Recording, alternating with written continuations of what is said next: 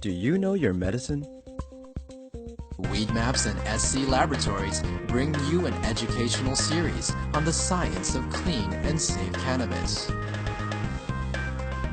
Today's cannabinoid profile is on cannabidiol. Cannabidiol, or CBD for short, is the second most prominent compound found in the cannabis plant. A lot of the medical benefits of cannabis that are attributed to THC or other cannabinoids are actually due to the CBD content of the cannabis. It has very strong anti-inflammatory properties. And not only does it help suppress inflammation, but there was a study that showed that it also helps the body to not make the chemical that causes inflammation. So it actually has somewhat of a preventive role. Cannabidiol has also been found to have anticonvulsant properties in that it can reduce the seizure threshold for a number of patients. I've had my own patients who have said that once they started using CBD-rich strains, they have found that they have had less episodes of their seizures. CBD is synthesized in the plant through the same pathways as THC, CBC. It starts out as geranyl pyrophosphate and alpha-folic acid. Those two compounds join together through an enzyme-catalyzed reaction. Gibberellic acid, CBGA, is the starting material for CBDA, THCA, and CBCA. So CBDA synthase, if it's found in large enough amounts, will take this gibberellic acid and make it into cannabidiol carboxylic acid, which is CBDA.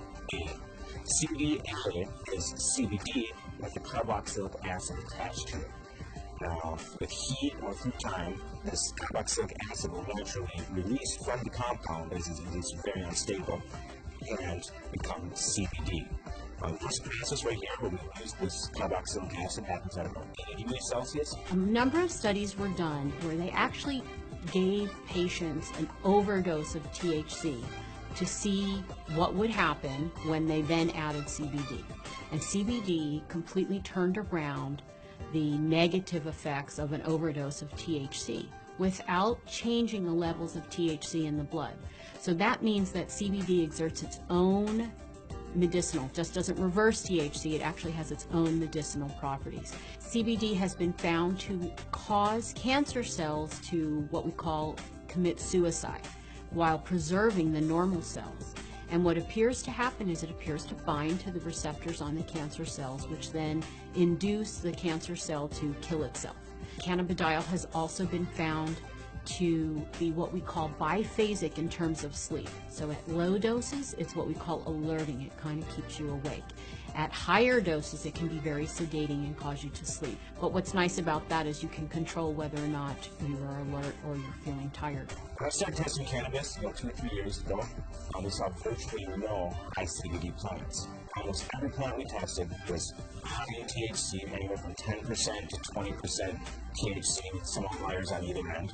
Some plants would have maybe 1% CBD at the max, 1.5% CBD at the max. Now that we've been testing for a while, we see anywhere from 8 to 15% CBD and maybe 5 or 6% THC in each strain. Some strains we get a 50-50 ratio. It can happen in all different ratios, but what it is it's a recessive gene in plants. So we have breeders have to actively go and try to bring this back into these plants and find these high THC plants that might have that high CBD gene locked away and put them together and see what they find. And really the only way you can know if it's high CBD is testing.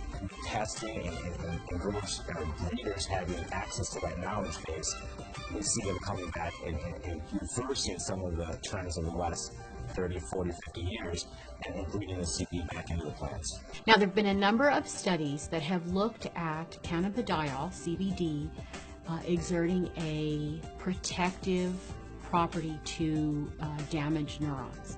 And it appears that in the studies, CBD protects the nerves by inhibiting the process by which nerves are damaged. CBD has also been shown to protect against brain injury when patients or lab animals have had a brain injury. CBD appears to protect the brain from damage that occurred to the nerve cells.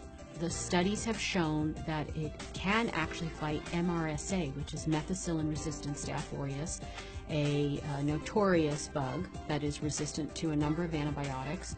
A topical application of cannabis was able to fight the infection, and the MRSA was eradicated from that infection site.